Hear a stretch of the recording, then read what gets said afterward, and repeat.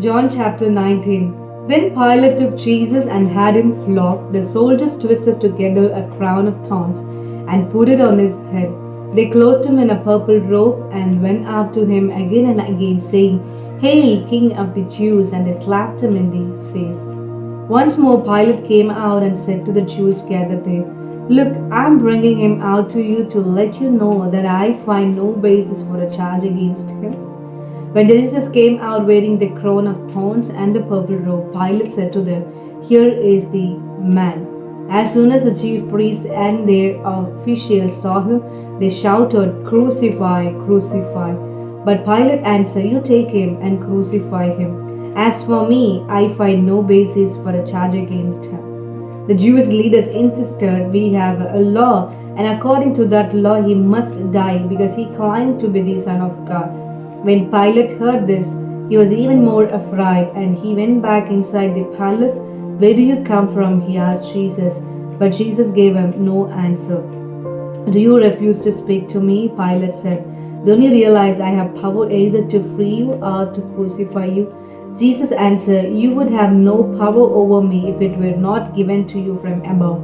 Therefore, the one who handed me over to you is guilty of a greater sin."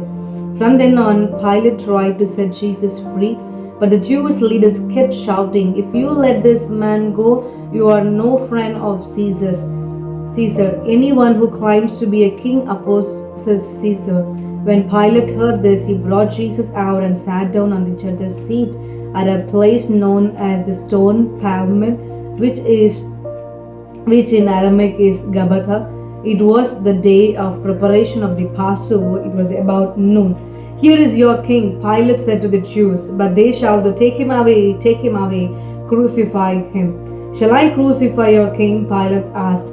"We have no king but Caesar," the chief priest answered. Finally, Pilate handed him over to them to be crucified.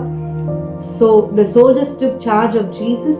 Carrying his own cross, he went out to the place of the skull, which in Aramaic is called Golgotha. There they crucified him, and with him two others, one on each side, and Jesus in the middle. Pilate had a notice prepared and fastened to the cross. It read, "Jesus of Nazareth, the King of the Jews."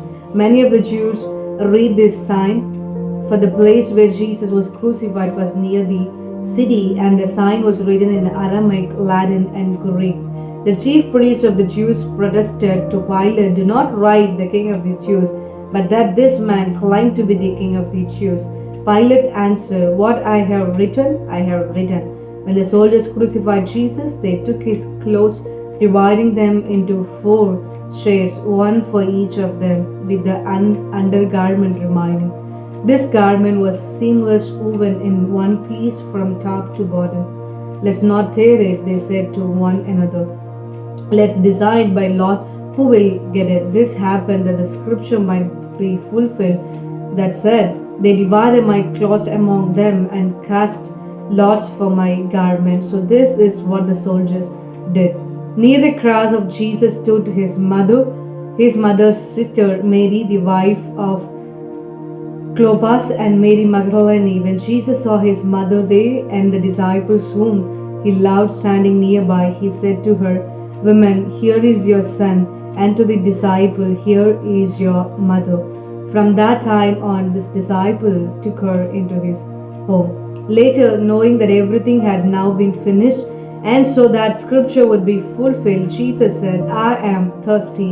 A jar of wine vinegar was there, so they soaked a sponge in it, but the sponge on a stalk of the hyssop plant, and lifted it to Jesus' lip.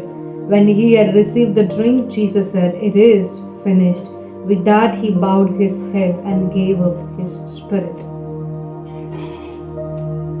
Now it was the day of preparation, and the next day was to be a special Sabbath, because the Jewish leaders did not want their bodies left on the cross during the Sabbath. They asked Pilate to have the legs broken and the bodies taken down. The soldiers therefore came and broke the legs of the first man who had been crucified with Jesus, and then those of each other and those of the other.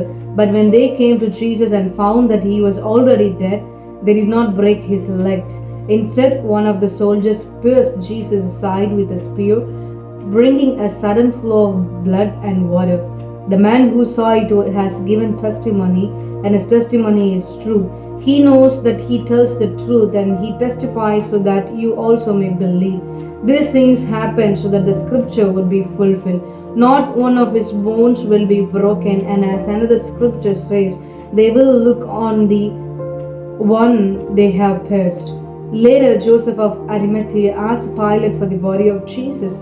Now Joseph was a disciple of Jesus, but secretly because he feared the Jewish leaders.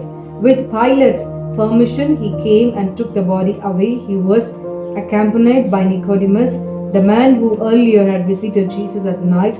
Nicodemus brought a mixture of myrrh and aloes, but about 75 pounds.